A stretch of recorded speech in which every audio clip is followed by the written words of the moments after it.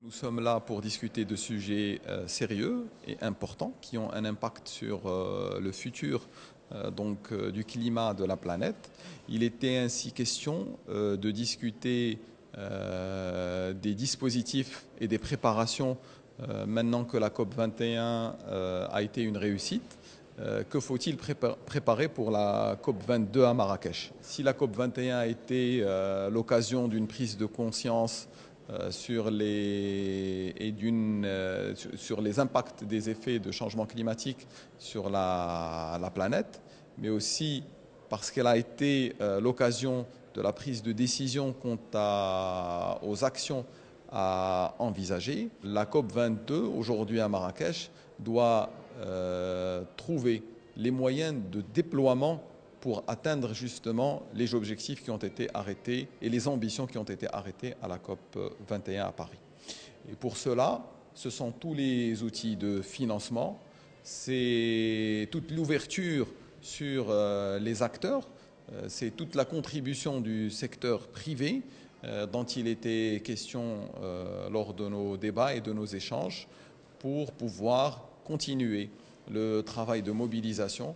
autour de cette problématique fort importante ou de cet enjeu fort impactant pour le futur de la planète. Nous sommes venus pour faire entendre notre position en tant qu'acteurs, de partager aussi le rôle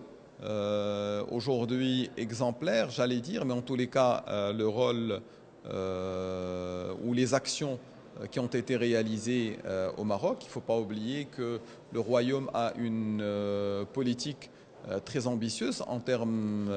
d'énergie renouvelable. L'objectif de faire que les énergies renouvelables puissent représenter 52% à horizon 2030 est un objectif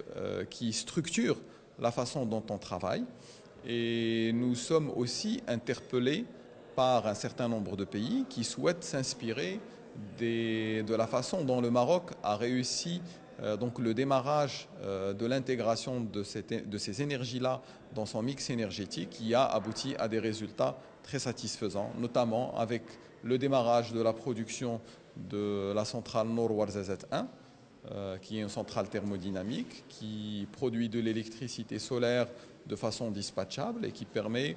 de continuer à produire grâce au stockage de l'électricité après le coucher du soleil. Donc nous avons présenté nos projets, nous avons débattu des spécificités qui étaient liées à ces technologies-là, des spécificités nécessaires à considérer dans l'identification des schémas de financement, de la gestion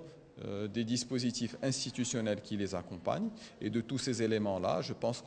qu'on sortira avec des recommandations, des indications qui seraient utiles à débattre au niveau des prochaines étapes jusqu'à la COP 22 à Marrakech en novembre prochain. Sur ces sujets-là, les visions sont partagées. Le déploiement de ces process est un enjeu important pour la réussite de la COP 22. L'ensemble des sphères,